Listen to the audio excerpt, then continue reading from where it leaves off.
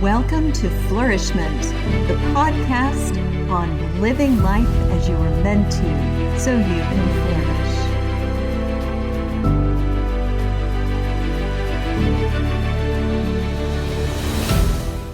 Welcome, everyone. Today I have with me a friend and a brand new guest to Flourish-Meant, Donna Mumma.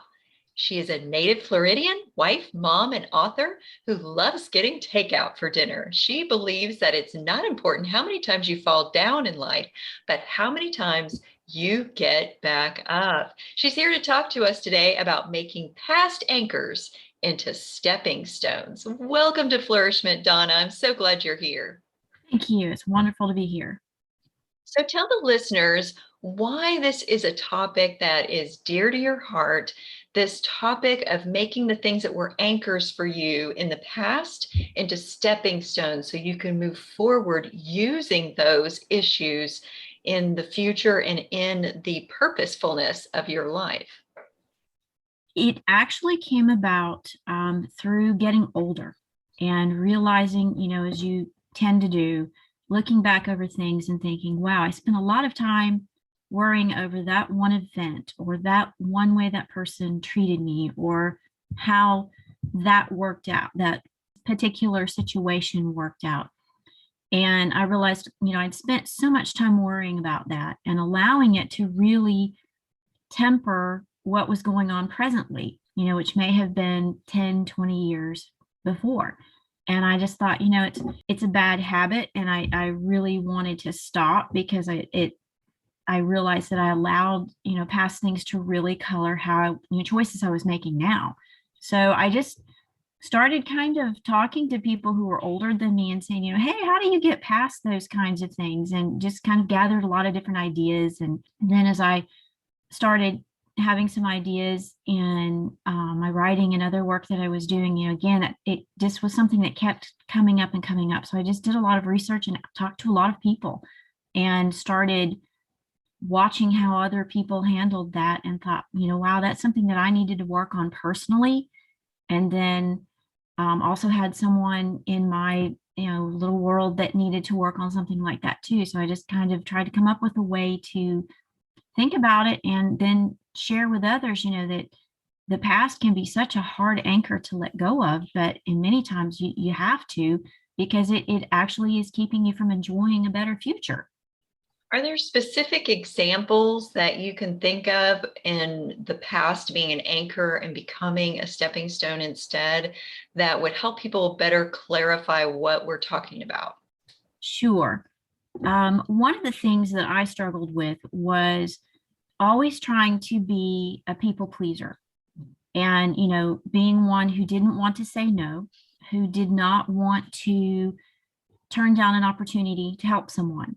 Because I felt like, if that was brought to me, I was meant to do it. And I got to the point more than once where I overburdened myself and really overscheduled myself and was spending so much time running and doing and taking care of other things for other people that I was exhausted. And I just one time I thought, why do I keep doing this to myself? And I kind of came to realize that it stemmed back to even just something in high school, trying to fit in with certain groups of people and finding out, oh, okay, if I'm the busy person who does for everybody and the doer, then that was a way for me to fit into a specific group or fit in with a certain, group of people or certain people in particular, oh, they could depend on me. So then I could be included in that group. And, it took a lot of soul searching and a lot of time to sitting down and going, okay, am I doing things because I truly want to do it? Or am I doing this because, gosh, if I don't do it, then I might not be accepted into this group or I might not be seen as someone who's trying hard to help out. So it was really just coming out of being exhausted and having to figure out, why do I keep doing this to myself? So that past issue of people pleasing can then become a stepping stone of being someone of purpose beyond pleasing just people. You're learning to fulfill your purpose. So you took the past anchor that was holding you back and made it into something new so that it could help propel you forward instead. Exactly. Yes. And just using it, it just became a learning thing that, instead of just being that automatic yes to everything, finding out, let's say yes to the things that I can really do the best in, or that I could truly offer the most to someone else to do, and not just say yes because, oh, no one else is saying yes, so I should say yes so it can get done. When I might not have been the right person to do that. And, reminding myself, that may not be mine to do. That might be something set up for someone else to do. And I need to step out of the way because I don't necessarily have the best skills to handle that, or the timing, or the need. I'm not the one that's needed to do that. So it sounds like you have to be very introspective and intentional about looking for what the anchors are. What are some red flags that show you in your life that you have an anchor that's holding you back? Sometimes it's just that little tap on your shoulder that says, hey, you're doing it again, or sometimes I'll catch myself doing something because it's, it reminds me of something I didn't do well before. Oh, I should have stepped in and helped that person back. Might be something triggered by guilt, or maybe a feeling of not having been there for someone, feeling that I should have been there more for someone. And so I want to step up and maybe overcompensate now for something that I didn't do then. And I often have to stop and remind myself and go, okay, wait a minute. This isn't that situation. This is a different situation. And I try to stop and think my way through it first, and really evaluate, am I the right person for this job? Because I have more than once in the past jumped into something with complete enthusiasm and excitement to do it, and then halfway through trying to do the task realized I'm not quite equipped for this, and didn't do as well a job as I could have or probably should have if I either asked for more help or actually stood back and said, okay, I'm not doing well in this. I think you might need to call someone else to do this, because I was just, embarrassed and pride and all of that. Hey, I want to be able to do everything, and I'm not able to do everything. And that's a hard lesson to learn.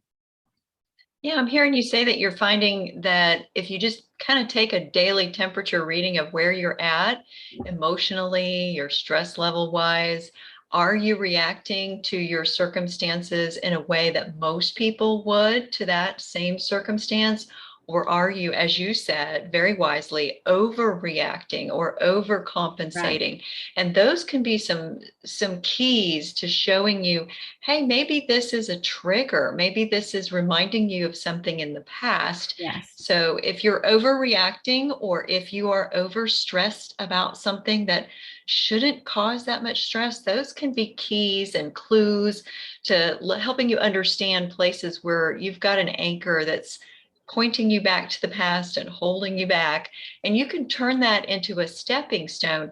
What are some of the things that you found in your research that was most helpful about doing that? There were a lot.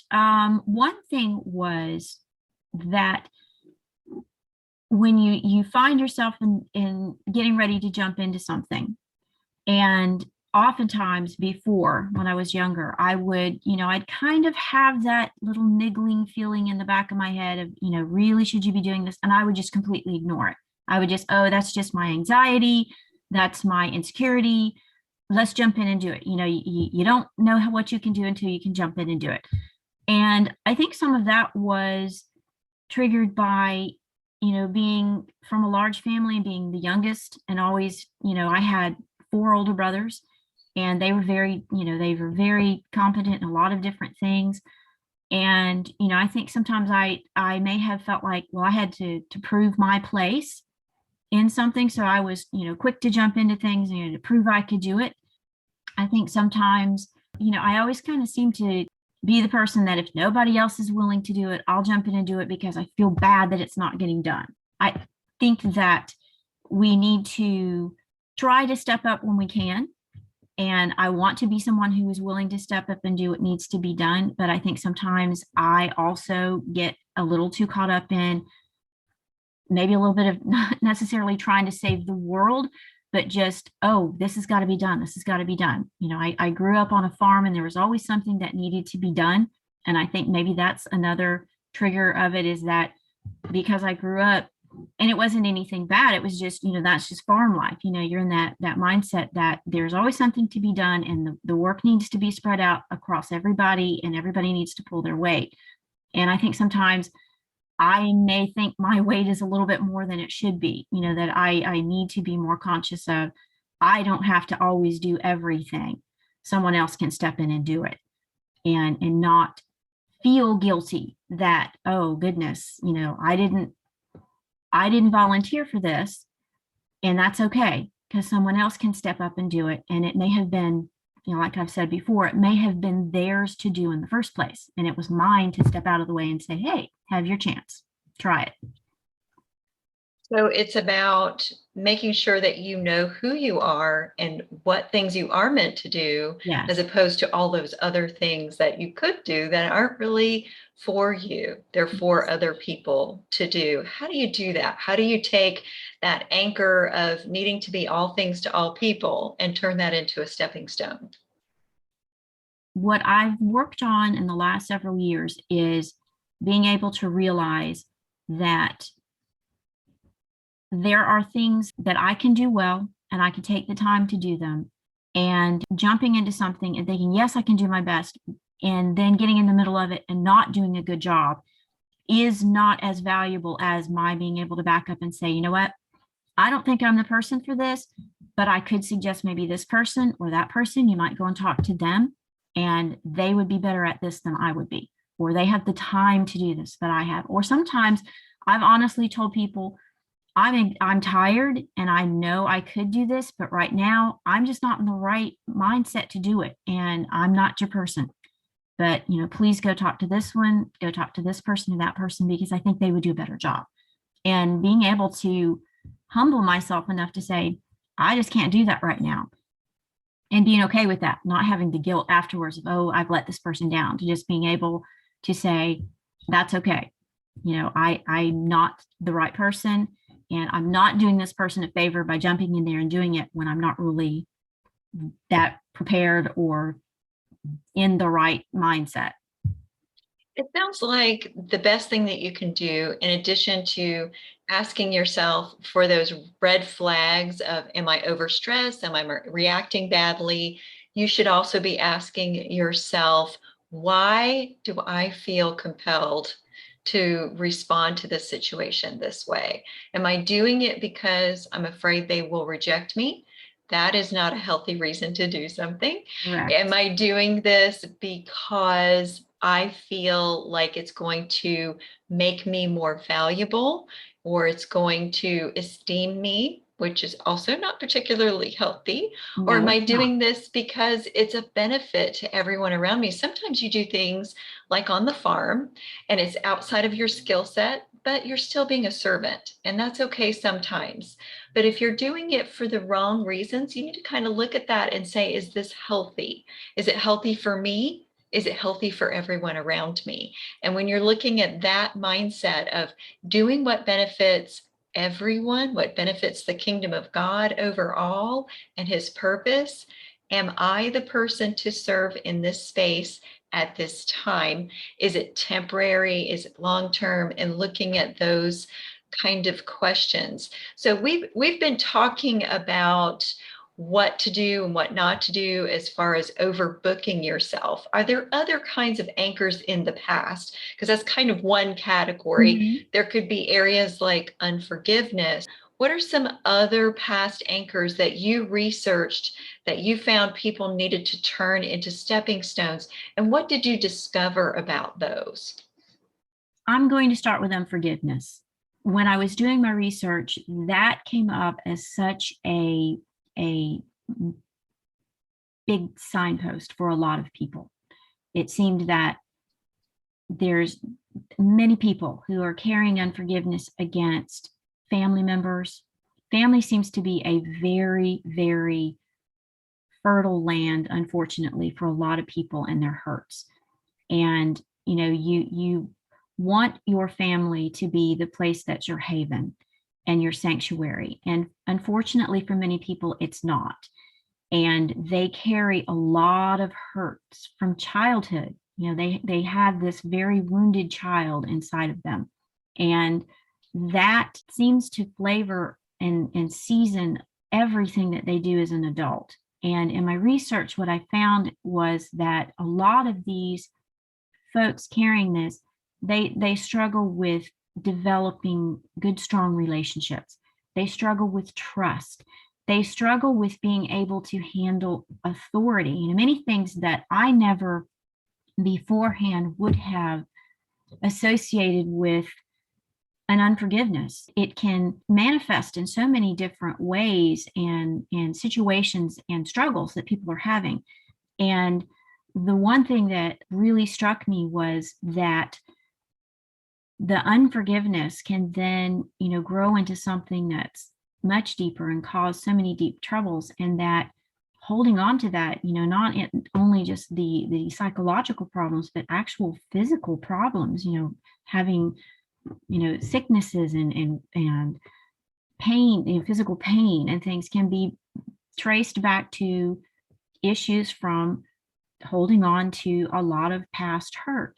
And one of the things that I found was that it is very easy for people to talk about the present day things. I'm angry with this person. I'm always having trouble with my boss. I can't seem to get along with my family. And that's very easy for them to talk about. But when therapists try to dig into what might be at the root of that, oftentimes the people don't actually realize where it came from, or they know, but they don't want to talk about it and they don't want to face it. And that in facing it, that has to be that first step, that they have to acknowledge it happened. They have to acknowledge that it's there, and they have to work through it, which is a very messy process. It's very messy. It hurts. Cleaning out the past is a messy process. And they have to do that. And they have to come to that point that they aren't just ready to face it, but they're ready to let go of it. And that oftentimes they'll say, oh, I got over that years ago, but they really didn't. They're still holding on to things that are associated with that pain. And I often think about the verse in Philippians 3:13 and 14, where it says, I'm reaching forward or I'm pressing forward. And I looked at in my research, I looked at several different interpretations of that verse and several different translations. And all of them use this very active verb, pressing, reaching, striving, pushing. And that just reminded me that getting rid of that unforgiveness is a very strenuous process, because we really hold on to those really hard, especially the ones that hurt us very deeply. And that was one thing that I really wanted to focus on, was the utmost importance of forgiveness, that it's not necessarily getting that I'm sorry from the other person, but your ability to say it happened and it hurt, but I can also learn to live not necessarily with it, but maybe better said around it, and still move on and be hopeful and enjoy this better future that God meant for me to have, rather than holding on to this thing that happened so long ago and letting it still have so much influence over my life now.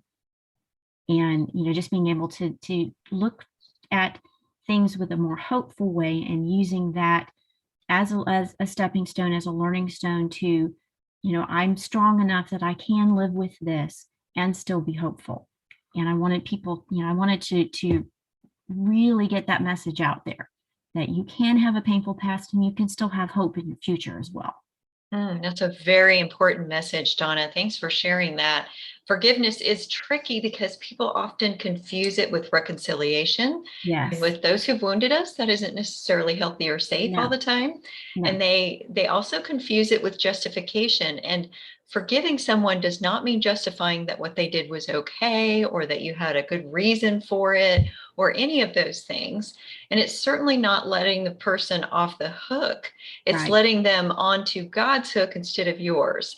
So it's really about trusting God with justice, and Yes. being able to let go of the need to get justice over that situation, believing God will do that and he is sufficient, and just being able to be free. It's a Yes. step of freedom more than it is a getting that person off the hook. It's freeing yourself. Yes. Yes. And I think unforgiveness can be one of the most difficult anchors to break, and also one of the strongest, because we all hold on to little hurts that we've had, and we can, immediately think of that situation and be right there, and that pain can be very fresh, and we can jump right to it. And it's exactly like you said, we've got to trust that God's going to take care of the issue, because a lot of times, you're right, what we're wanting is justice. We want that person to hurt as much as they hurt us, and that's not necessarily going to happen, depending on what the situation was. And sometimes we have to just help ourselves to live with that fact that happened and they did it, and you might not ever get an I'm sorry, and even if you did, it might not be enough to make you feel better, but you have to trust that the Lord is handling it, and you can move on, and that pain does not have to keep you stuck. That's a very difficult thing, to be stuck in a spot like that.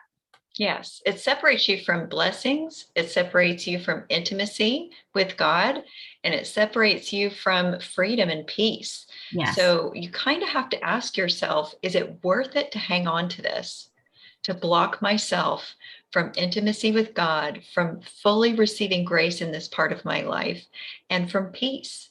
Yes. Am I willing to torture myself forever with something somebody else did? Yes. Or am I going to let it go so that I can set myself free and receive all that God wants to give me?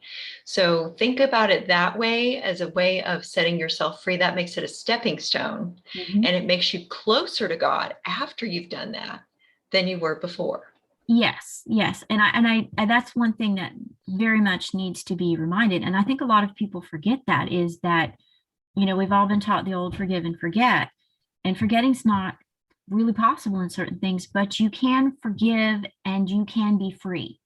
And because the freedom comes from, I was hurt and that happened, but I've got a greater love from God that's here, and he's taking care of me from here on out.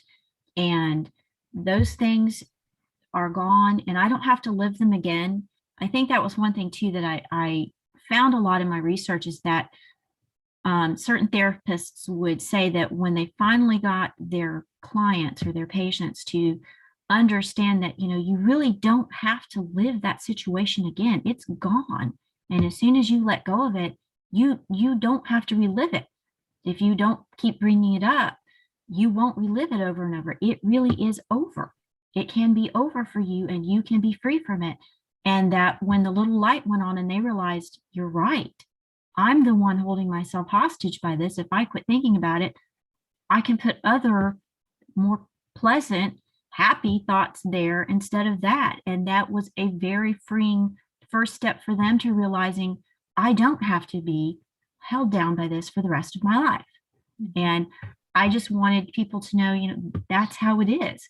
You can let go of that and you can have peace. And I do want to remind people that you have said that this is not oversimplifying it. It's not as though in one step you're just going to be free from that horrible Yes. childhood abuse trauma and it'll all be happy and butterflies after that, Right. as if it's easy. I know that's not what you're saying. No. It is a process, a very painful and difficult process to get through trauma and be able to be free. And you may think about it again, but it'll in layers be less and less traumatic. Yes. As you're beginning to choose forgiveness. And that is a choice, not a feeling that just happens. Yes. It's something that you have to work toward.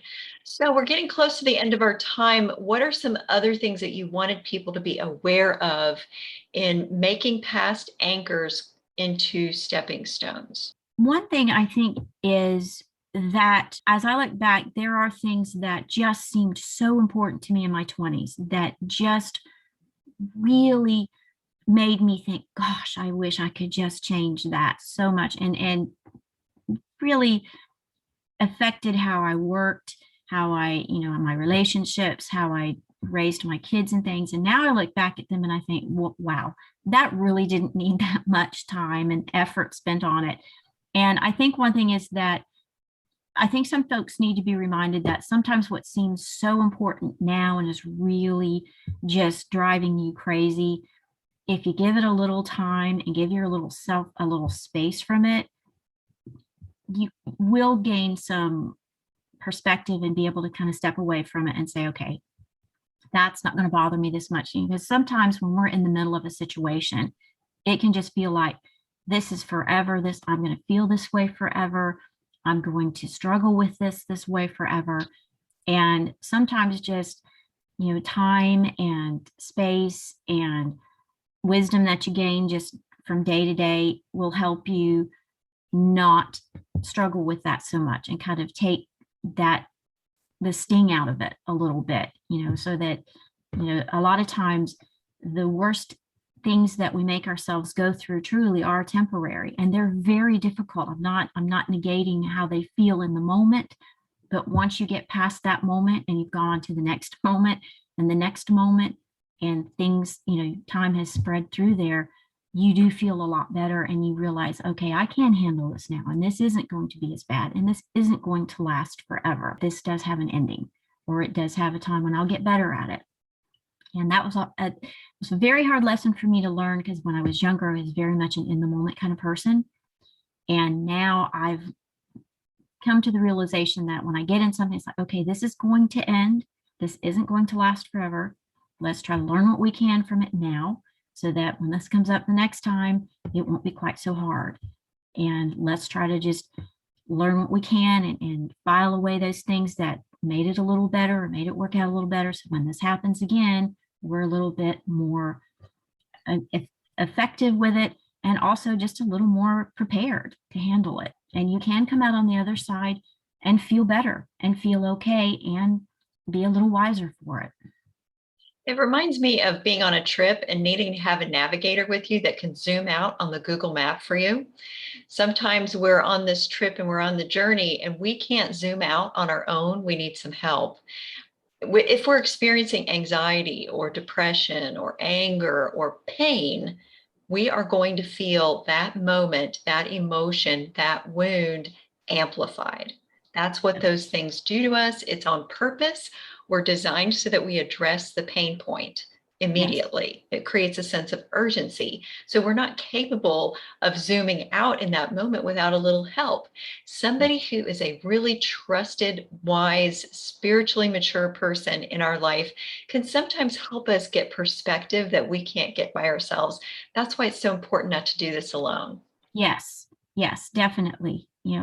Always find someone to talk to. I think sometimes we put ourselves in the worst situation because we stay too much in our own head and we keep running things over. And sometimes we can be our worst enemy, because the internal critic starts up and, why are you doing this? Why didn't you figure this out? And sometimes getting that perspective of someone else who can look back and go, well, I don't think you did such a bad job there. Actually, I think this went well and this went well. Maybe you could try this a different way. Or I always appreciate when someone says, oh gosh, yeah, I went through that and I did this and I tried this and that helped me. Because oftentimes when I'm at my worst and my anxieties are at their peak and I'm just feeling like I can't get anything straight and get anything together, when someone else gives me, well, hey, try this, when I've got something that feels like a plan and I can do something, and I've got like you said, a roadmap or something to guide me, where I don't feel like I'm just trying to pull the answer out of the air. I've got something to kind of give me light and a path to follow. The anxieties will calm down. The overthinking calms down, because I am the world's worst at overthinking. I can overthink any situation and get myself so almost paralyzed because I can't make the right decision, because I'm thinking, oh gosh, if I do this, then I could do this. And I get on that little hamster wheel and it's hard to get off. But when someone else comes along and says, well, hey, I tried this, why don't you try that? Then I thought, oh, okay, I can focus on that. And oftentimes I might not necessarily do what they suggested, but just that suggestion then spurred my mind to go, okay, wait a minute. here's what we can do. This is going to fit for the situation. And then once I've got a plan, everything else calms down and then I'm functional again and I can get things done. And I stop with the criticism. I stop with the overthinking and I just do. And then the situation is much better. Well, this has been a very interesting discussion with lots of things pulled in. How can people stay connected with you, Donna, and get your new release, Fresh Scars? They can find me on my website at donnamumma.me. They can find me on Instagram at dmumma, that's DMUMMA 748. I'm also on Facebook. They can find me on my author page, www.facebook.com/Donna Mumma Writer. That's DONNAMUMMA Writer, all one word. Well, thank you so much for coming on Flourish-Meant today, Donna. I hope that all of you listening have enjoyed this discussion and are starting to think about how to let go of your past anchors. I also hope that you come back for the next episode of Flourish-Meant.